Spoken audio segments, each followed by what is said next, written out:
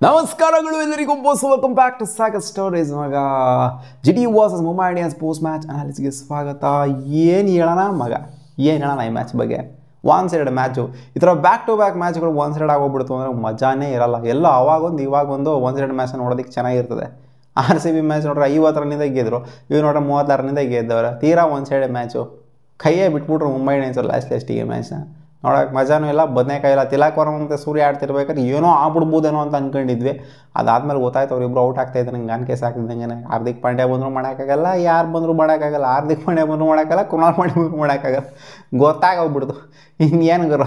Mumbai Indians ಯಾಕೋ Jasprit ಬುಮ್ರಾನ miss ಮಾಡ್ಕೊಂತವ್ರು ಅಂತ ಕಾಣಿಸುತ್ತೆ. ಅವ್ರು ಬರೋರ್ಗು ಮ್ಯಾಚ್ನ ಗೆಲ್ಲದೇ ಇಲ್ಲ ಅನ್ನೋ ಥರ ಕಾಣಿಸ್ತೈತೆ ಸೀನ್ನ ನೋಡ್ತು ಅಂತಂದರೆ. ಅಲ್ಲ, ವಿಘ್ನೇಶ್ ಅವರು ಲಾಸ್ಟ್ ಮ್ಯಾಚ್ ಸಖತ್ತಾಗಿ ಬೌಲಿಂಗ್ ಮಾಡಿದ್ರು, ಇವತ್ತು ಕೂಡಿಸ್ಬಿಟ್ಟವ್ರಲ್ಲ ವಿಘ್ನೇಶ್ ಅವ್ರನ್ನ. ಏನಕ್ಕೆ ಗೊತ್ತಾಗ್ತಿಲ್ಲ. ಸೊ ಇರಲಿ, ಏನೋ ಮಾಡಿದ್ರು. ಮುಂಬೈ ಇಂಡಿಯನ್ಸ್ ಅವರು ಟಾಸ್ನಾಗ ಗೆದ್ರು, ಬ್ಯಾಟಿಂಗ್ ಮಾಡಲ್ಲಮ್ಮ ಬೌಲಿಂಗ್ ಮಾಡ್ತೀವಿ, ನಾವು ಚೇಸ್ ಮಾಡ್ತೀವಿ. ಚೇಸ್ ಮಾಡೋದಕ್ಕೆ ಚೆನ್ನಾಗಿರೋಂಥ ವೆನ್ಯೂನೇ ಇದು. ಹಂಗೆ ನೋಡೋಕೆ ಹೋಯ್ತು ಅಂದರೆ ಮುಂಬೈ ಇಂಡಿಯನ್ಸ್ ಅವರು ಬ್ಯಾಟಿಂಗಲ್ಲಿ ಫೇಲ್ ಆಗಿದ್ದಾರೆ ಅಂತ ಹೇಳಬೇಕು. 200 ಹತ್ರ ಏನಂತ ಹೆವಿ ಸ್ಕೋರ್ ಅಲ್ಲ ಮುಂಬೈ ಇಂಡಿಯನ್ಸ್ಗೆ ಇರೋಂಥ ಬ್ಯಾಟಿಂಗ್ ಯೂನಿಟ್ಗೆ. ನಾವು ಅಂದ್ಕೊಂಡಿದ್ದೇನು ಮುಂಬೈ ಏನು ಕಡಕ್ಕೆ ಚಿಂದಿ ಇದೆ ಗುರು. ಇವತ್ತು ಹಾರ್ದಿಕ್ ಪಾಂಡ್ಯ ಬೇರೆ ಬಂದಿದ್ರು, ಏನು ಕೂಡ ಚಿಂದಿ ಆಗಿದೆ ಅವ್ರದ್ದು ಬ್ಯಾಟಿಂಗ್ ಯೂನಿಟು ಅನ್ನೋ ಥರ ಇದೆ ಆನ್ ಪೇಪರ್ ನೋಡ್ತು ಅಂತಂದರೆ. ಬಟ್ 2 ಮ್ಯಾಚ್ ಆಡೋ ರೀತಿನ ನೋಡ್ತು ಅಂತಂದರೆ ಏನು ಗುರು, ಇಷ್ಟು ಡಬ್ಬಾ ಥರ ಆಡ್ತಾವ್ರೆ, ಚಿಂದಿ ಆಗಿದೆಯಲ್ಲ ಯೂನಿಟ್. ನಾವು ಫುಲ್ಲು ಒಂಥರ ಆನ್ ಪೇಪರ್ ನೋಡ್ಬಿಟ್ಟು ಮುಂಬೈ ಇಂಡಿಯನ್ಸು ಬ್ಯಾಟಿಂಗ್ ಲೈನಪ್ನ ನೋಡ್ಬಿಟ್ಟು ಏನು ಗುರು ಕದರ್ರೋ ಕಡಾಕೋ ನಜ್ಜಿ ಏನು ಇದು ಗುರು ಟೀಮ್ ಅಂತಂದರೆ ಅಂತ ಅಂದಿದ್ವಿ ಬ್ಯಾಟಿಂಗ್ ಯೂನಿಟ್ನ ನೋಡ್ಬಿಟ್ಟು. ಬಟ್ ಈ ಥರ ಉದ್ರಕೊಂಡೋದ್ರು ಬ್ಯಾಕ್ ಟು ಬ್ಯಾಕ್ ಮ್ಯಾಚ್ಗಳು ಅಂತಂದರೆ. ಇನ್ನೂ ನೋಡಿ, ನಾವು RCB ಅಂದ್ಕೊಂಡಿದ್ದು ಆನ್ ಪೇಪರ್ ಹೆಂಗಿತ್ತೋ ಪರ್ಫಾರ್ಮೆನ್ಸು ಕೂಡ ಆ ಥರ ಇದೆ. ಬಟ್ ಇವ್ರು ನೋಡಿ, ಆನ್ ಪೇಪರೇ ಬೇರೆ, ಪರ್ಫಾರ್ಮೆನ್ಸೇ ಬೇರೆ, ಆ ಥರ ಇದೆ. GTR ಫಸ್ಟ್ ಬ್ಯಾಟಿಂಗ್ ಆಡೋಕ್ಕಿಂತ ಬರ್ತಾರೆ. ಇವತ್ತು ಹೇಳಿದ್ದೆ ಪ್ರಿವ್ಯೂಲಿ 3 ಜನದ ಬ್ಯಾಟಿಂದ ಅಂತೂ ಪಕ್ಕಾ ರನ್ಸ್ ಬಂದೇ ಬರುತ್ತೆ ಅಂತ. ಅದೇನೇ ಇವತ್ತು ಹಾಸ್ಪಿಟಲ್ ಓಪನ್ ಮಾಡ್ಬೋದು ಅಂತ ಅಂದ್ಕೊಂಡಿದ್ದೆ. ಇಲ್ಲ, Sai Sudarshan last match runs ಹೊಡೆದಿದ್ದಾರೆ, ಈ ಮ್ಯಾಚು ಪಕ್ಕಾ ಹೊಡಿತಾರೆ ಅಂತ ಶುಭ್ಮನ್ ಗಿಲ್ ಜೊತೆಗೆ ಓಪನಿಂಗ್ ಇಳಿಸ್ತಾ ಇದ್ದಂಗೆ ಇಬ್ಬರದು 78 ರನ್ನು ಕ್ರೂಷಿಯಲ್ ಕಾಂಟ್ರಿಬ್ಯೂಷನ್ ಪಾರ್ಟ್ನರ್ಶಿಪ್ಪು ಅಲ್ಲಿ ಬ್ರೇಕ್ ಆಗ್ತಾರೆ. ಶುಭ್ಮನ್ ಗಿಲ್ ಪೋಪ್ಲಲ್ಲಿ 56 ರನ್ನು ಬರುತ್ತೆ, 58 ರನ್ನು ಬರುತ್ತೆ. ಚೆನ್ನಾಗೇನೆ ಆಯಿತು. ಪೋಪ್ಲೆ ನೋ ಲಾಸಲ್ಲಿ ಹೊಡೆದಂಥ ರನ್ಸ್ಗಳು 78 ರನ್ನಿಗೆ ಪಾರ್ಟ್ನರ್ಶಿಪ್ಪು ಬಿಲ್ಡ್ ಆಯಿತು ಅಂದರೆ. ಇವರು 3 ಜನ ಇವ್ರು ಜಾಸ್ತಿ ರನ್ಸ್ನ ಸ್ಕೋರ್ ಮಾಡಿದ್ರು. ಲಾಸ್ಟ್ ಮ್ಯಾಚು 3 ಜನ ಸ್ಕೋರ್ ಮಾಡಿದ್ರು, ಈ ಮ್ಯಾಚ್ನು ಕೂಡ 3 ಜನ ಸ್ಕೋರ್ ಮಾಡಿದರೆ. ಒಟ್ಟಿನಲ್ಲಿ GT ಅವರ ಟಾಪ್ ಆರ್ಡರ್ ಎತ್ಬಿಡ್ತು ಅಂತಂದರೆ ಅವರ ಮಿಡಿಲ್ ಆರ್ಡರು ಜೊತೆಗೆ ಲೋವರ್ ಮಿಡಿಲ್ ಆರ್ಡರ್ ಇದೆ, ಅಷ್ಟೊಂದು ನಾವು ಪ್ರೊಜೆಕ್ಟ್ ಆಗಿಲ್ಲ, ಈಚೆ ಕಡೆ ಬಂದಿಲ್ಲ. ಒಂದು ವೇಳೆ ಪೋಪ್ಲೆ ಏನಾದ್ರು ಎಕ್ಸ್ಪೋಸ್ ಆಯಿತು ಅಂತಂದರೆ ಇವರ middle order lower middle order ಆಗಿರಲಿ, ಅವಾಗ ಗೊತ್ತಾಗುತ್ತೆ ಅವ್ರ ಟೀಮ್ದು ಬ್ಯಾಟಿಂಗ್ ಕೆಪಾಸಿಟಿ ಯಾವ ರೇಂಜಿಗೆ ಯಾವ ಲೆವೆಲ್ಗಿದೆ ಅಂತ. ಯಾಕಂದರೆ ಟಾಪ್ ಆರ್ಡರ್ನೇ ರನ್ಸ್ಗಳು ಬರ್ತಾ ಇರೋದು majority chunk of the runs. ಇನ್ನೇನು ಶುಭ್ಮನ್ ಗಿಲ್ಲು ಚೆನ್ನಾಗಿ ಕಾಂಟ್ರಿಬ್ಯೂಟ್ ಮಾಡಿಬಿಟ್ಟು ಸಾಯಿ ಸುದರ್ಶನ್ ಜೊತೆಗೆ ಪೋಪ್ಲೆ ಆಗ್ತಾ ಇದ್ದಂಗೆ ಔಟ್ ಆಗ್ತಾ ಇದ್ದಂಗೆ ಹಾರ್ದಿಕ್ ಪಾಂಡ್ಯಗೆ ಕ್ಯಾಚ್ ಕೊಟ್ಬಿಟ್ಟು ಈ ಕಡೆಯಿಂದ ಬಂದ್ಬಿಟ್ಟು ಜಾಸ್ ಬಟ್ಲರ್ ಜಾಸ್ತಿ ಬಾಸು ಕಾಂಟ್ರಿಬ್ಯೂಷನ್ ಸ್ಟಾರ್ಟ್ ಮಾಡ್ಕೊಂಡ್ರು ಸಾಯಿ ಸುದರ್ಶನ್ ಜೊತೆಗೆ. ಅವ್ರು ಪರವಾಗಿಲ್ಲ, ಚೆನ್ನಾಗೇ ಆಡಿದ್ರು. ಸಾಯಿ ಸುದರ್ಶನ್ ಕೂಡ ಚೆನ್ನಾಗೇ ಆಡಿದ್ರು. ಇಬ್ಬರೊಬ್ಬರ ಪಾರ್ಟ್ನರ್ಶಿಪ್ ಅಂದರೆ ಲೈಟಾಗಿ ಬಿಲ್ಡ್ ಆಯಿತು. ಆ್ಯಂಡ್ ಸಾಯಿ ಸುದರ್ಶನು ಒಂದು ಸ್ವಲ್ಪ ನೆಕ್ಸ್ಟ್ ಲೆವೆಲ್ಗೆ ಎತ್ಕೊಂಡ್ರು. ಲಾಸ್ಟ್ ಮ್ಯಾಚು ಕೂಡ ಜಾಸ್ತಿ ಕಾಂಟ್ರಿಬ್ಯೂಟ್ ಮಾಡೋದು ಸಾಯಿ ಸುದರ್ಶನ್. ಈ ಮ್ಯಾಚು ಕೂಡ ಬ್ಯಾಕ್ ಟು ಬ್ಯಾಕ್ ಮ್ಯಾಚು ಕನ್ಸಿಸ್ಟೆಂಟಾಗಿ ಕಾಂಟ್ರಿಬ್ಯೂಟ್ ಮಾಡೋದಿದೆಯಲ್ಲ ಟೀಮ್ಗೆ, 50s ಹೊಡೆಯೋದಿದೆಯಲ್ಲ ಯಂಗ್ಸ್ಟರು. ಸೊ ಇದನ್ನ ಮೆಚ್ಕೊಳ್ಳೇಬೇಕು ಮಗ.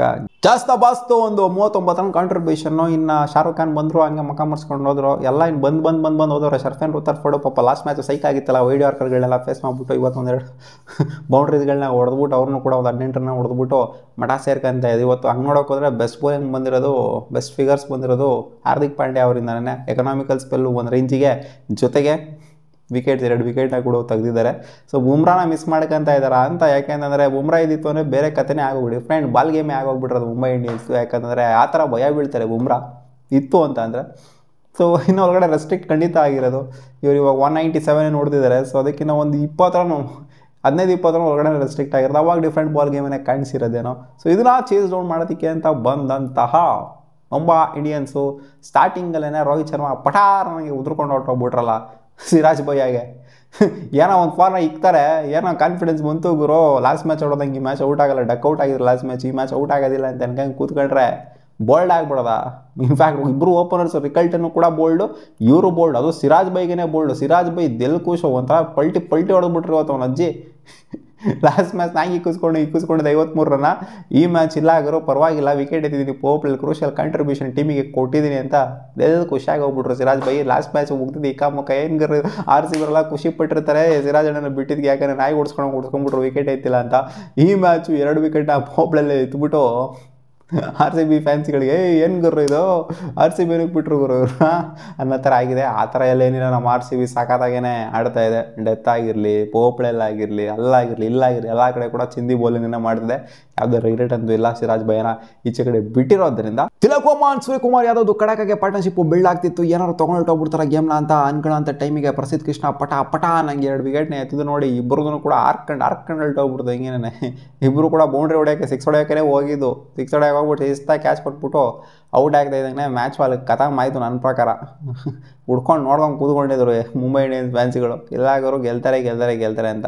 ಬಟ್ ಬರ್ತಾ ಮಠ ಸೇರಿಕೊಂಡು ಇನ್ನೇನು ಅಲ್ಲಿ ನಮ್ಮಂದಿರೋ ಅವರೆಲ್ಲ ಬಂದ್ಬಿಟ್ಟು ಬ್ಯಾಟಿಂಗ್ ಆಡಿ ಮುಗಿಸೋ ಅಷ್ಟರಲ್ಲಿ ಅದೇ ಅಲ್ಲಿ ಸುಮ್ಮನೆ ಫಾರ್ಮಾಲಿಟಿಗೋಸ್ಕರ ಬಂದ್ಬಿಟ್ಟು ಆಡೋದಂಗಿತ್ತು. ಅಲ್ಲಿ ಡಿಸೈಡ್ ಆಗೋಗ್ಬಿಟ್ಟಿತ್ತು ಮ್ಯಾಚ್ ಆಗಲಿ ಗೆಲ್ಲೋದಕ್ಕೆ ಆಗೋದಿಲ್ಲ ಅಂತ. ಇನ್ನೇನು ಅಲ್ಲಿ ನಮ್ಮಂದಿರೆಲ್ಲ ಬಂದ್ಬಿಟ್ಟು ಸುಮ್ಮನೆ ಫಾರ್ಮಾಲಿಟಿ ಸಾಯಂಕಾಲ ಅವರೆಲ್ಲ ಬಂದ್ಬಿಟ್ಟು ಫಾರ್ಮಾಲಿಟಿ ಮುಗಿಸ್ಕೊಂಡು ಹೋಗ್ಬೇಕಾಗಿತ್ತು ಅಷ್ಟೇ. ರೋಹಿತ್ ಶರ್ಮಾ ಕಾಂಟ್ರಿಬ್ಯೂಷನ್ 2 ಮ್ಯಾಚನ್ನು ಕೂಡ ಬಂದಿಲ್ಲ ಮಗ. ರಿಯಾನ್ ರಿಕಲ್ಟನಿಂದನೂ ಕೂಡ ಹೇಳ್ಕೊಳ್ಳೋಂಥ ಕಾಂಟ್ರಿಬ್ಯೂಷನ್ ಏನೂ ಬಂದಿಲ್ಲ. ಓಪನರ್ಸಿಂದ ಟಾಪ್ ಆರ್ಡ್ರ್ ಹೊಗೆ ಆಗಿದೆ 2 ಮ್ಯಾಚನ್ನು ಕೂಡ. ಟಾಪ್ ಆರ್ಡ್ರು ಯಾವ ಟೀಮಲ್ಲಿ ಬಂದಾಬಸ್ತಾಗಿರುತ್ತೋ ಕಡಕಾಗಿರುತ್ತೋ ಆ ಟೀಮ್ ನೋಡಿ. ನಮ್ಮ ಆರ್ ಸಿ ಬಿನೇ ತೊಗೊಳ್ಳಿ, ಇಲ್ಲೇ ತೊಗೊಳ್ಳಿ, ಜಿ ಟಿನೇ ತೊಗೊಳ್ಳಿ, ಆ ಟೀಮು ಒಂದು ಮ್ಯಾಚ್ ಸೋದ್ರೂ ಕೂಡ ಒಂದೊಂದು ಮ್ಯಾಚಲ್ಲಿ ರಿಕವರ್ ಆಗಂತೂ ಖಂಡಿತ ಬಂದೇ ಬರುತ್ತೆ. ಬಟ್ ಮುಂಬೈ ಇಂಡಿಯನ್ಸ್ 2 ಮ್ಯಾಚನ್ನು ಕೂಡ ಟಾಪ್ ಆರ್ಡ್ರ್ ಸ್ಮೋಕು. ಏನು ಹೇಳ್ತೀರಾ ಇದಕ್ಕೆ? ಈ ಕಡೆ ಹಾರ್ದಿಕ್ ಪಾಂಡ್ಯ ಅವ್ರು ಬಂದಾಗ ಆಲ್ರೆಡಿ ಗೊತ್ತಾಗಿತ್ತು. ಹಾರ್ದಿಕ್ ಪಾಂಡ್ಯ ಅವ್ರು ಬಂದಾಗ ಏನಂತ ಹೊಡೆಯೋಕ್ಕಾಗಲ್ಲ, ಕಿತ್ತು ಗುಡಿಯೋಕ್ಕಾಗಲ್ಲ ಮುಂಬೈ ಇಂಡಿಯನ್ಸ್ ಅಂತ. ಯಾಕಂದರೆ ಸೂರ್ಯ ತಿಲಕ್ ಹೋಗ್ತಾ ಇದ್ದಂಗೆ ಬ್ಯಾಕ್ ಟು ಬ್ಯಾಕ್ ವಿಕೆಟ್ಸ್ಗಳು. ಪ್ರಸಿದ್ಧ ಕೃಷ್ಣ ಏನು ಬೌಲಿಂಗ್ ಮಾಡಿದ್ದು, ಸಾಕತ್ bowling, top notch bowling. And Robin Minz ಬೇರೆ ಅಲ್ಲಿ ಮಧ್ಯದಲ್ಲಿ. ರಾಬಿನ್ ಮಿನ್ಸಿ ಕ್ಯಾಚ್ ಕೊಟ್ಟು ಹೋಯ್ತರು ಅಲ್ಲಿ ಸಾಯಿ ಸುದರ್ಶನ್ಗೆ ಹಿಂದಕ್ಕೆ.